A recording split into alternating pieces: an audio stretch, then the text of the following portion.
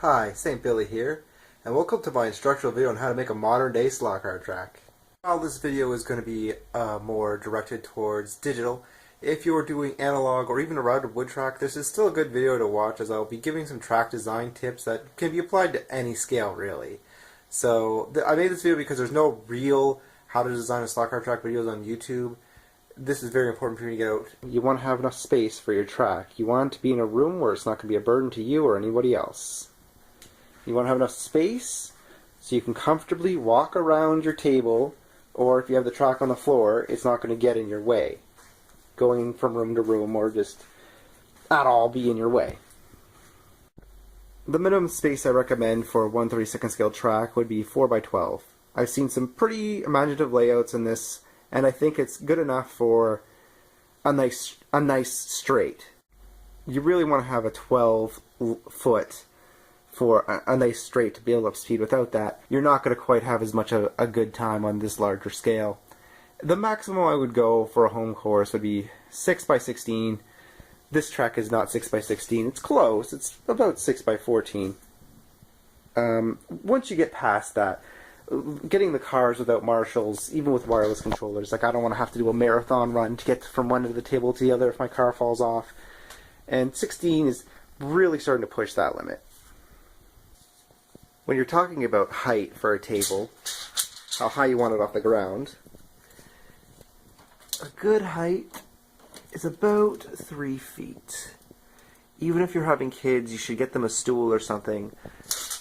This is the perfect height for an adult, for the average size adult anyways, because it allows you to look down comfortably without straining your neck, but you're still able to grab cars that wipe out. One thing to keep in mind when you're designing your slot car track is you want to have the lane lengths even.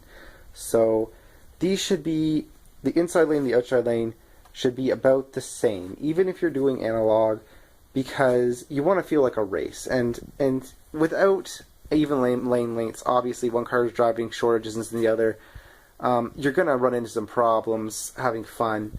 Analog, yeah, you can switch from lane to lane after a certain time for heats, but when I do slot cars, I want to feel like I'm actually racing my opponent. Digital, this is super important because we need to be able to pass people. As you can see, I have a nice lane up here for passing, this section right here, and then we have a double lane change just so you can potentially pass somebody right before the start finish, which is right back here. If you'll notice, we have kinks in the track. This is to help even out lane length. So if you see track design, you're wondering why there are kinks instead of straights. That's because that's us trying to make the lengths even. So for kinks, for evening out the length, you can use a kink or some kinks, or you could make this bridge go the opposite way, have it go inwards. A reverse bridge gets the outside lane to be the inside lane and vice versa, and that'll help even out your track length. So again, track length, pretty important. The next thing we want to do is make sure we have good line of sight to the table. It doesn't need to be too perfect, but we want to have it mostly visible.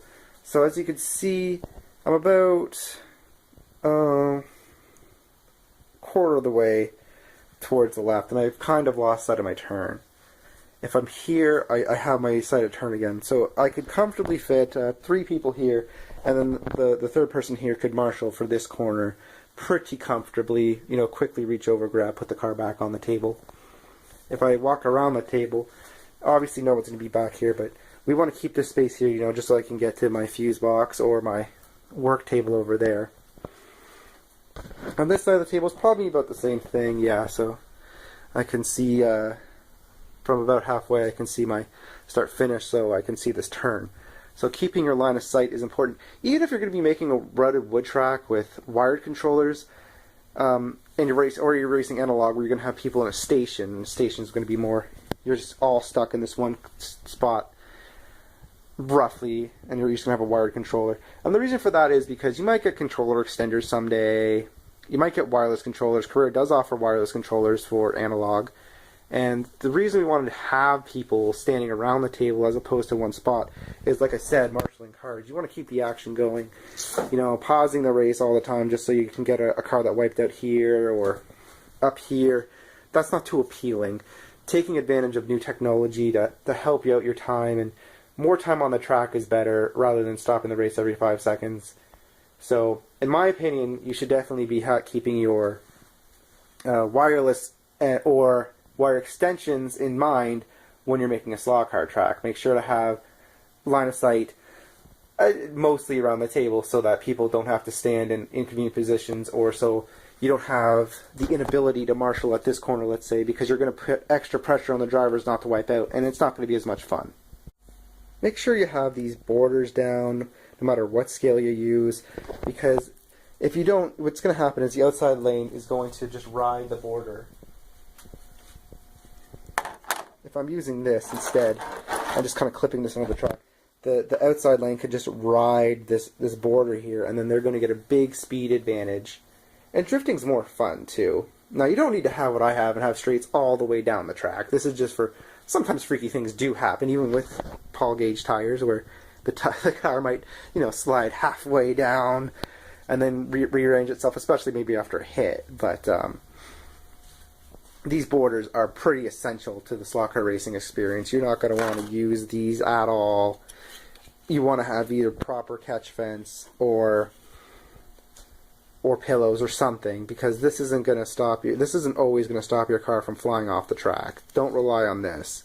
Honestly, I wouldn't even use these track borders. You don't necessarily need the inside ones when you're racing smaller scales than 1/24th, but this track was designed for a future 1/24th upgrade in mind. Now, one thing not to fall in the trap of is to to have a long straight by using a bunch of these tight turns. These are the tightest radius curves. If you're doing Scalextric, you should be careful, because this turn is actually probably one of the wider turns for a Scalextric. We want to have something like this. So that goes for wooden tracks too. You're going to want to have wide turns and not try to cram as much track as you can on the table. I see a lot of people fall for this trap.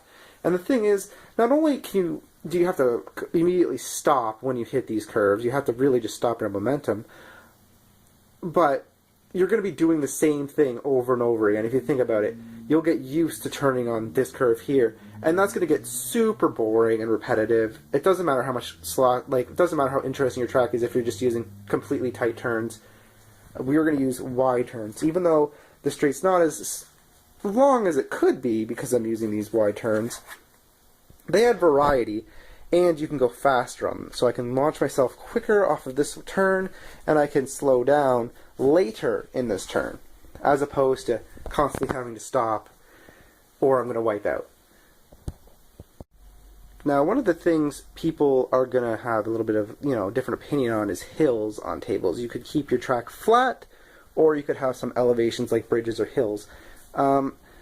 Bridges or hills will allow you to add more track to an area, but on the other hand, it gets in the way of line of sight. I mean, it doesn't, unless you're standing here, you're going to lose sight of your car at some point in the table. Even back there, that tunnel, crashes can happen from that lane change in the tunnel.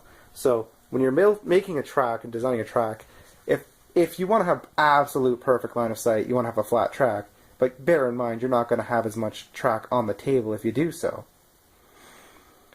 Also, using these tunnels, like I said, will help even out your lane length. Just do an opposite turn to what I have here. Both these lanes are relatively even, though, because of that one kink. You'd be surprised how much space you can even out with just using a kink. So those are just my design choices for designing a slot car track. You want to have as much. Don't make another mistake. Last point here. Fit as much as you comfortably can. In other words, don't be too conservative either, because as you can see here, I had to expand my table in certain areas. And I could have easily made this whole thing a 6x14, but I was a little bit too chicken. I'm like, oh, 5x12 is fine. Eventually, you might see something on sale, or you decide to redo your track. If you can go wider and longer, go wider and longer. The last rules, of course, there are always exceptions. For example, I had to give the inside lane an advantage with that kink, because the outside lane of my track is actually the fastest. Even with the new tires, because of all the high speeds and tight turns, cars tend to fishtail and get thrown around a lot more on the inside lane. So I had to adjust to accommodate that and give the inside lane an advantage.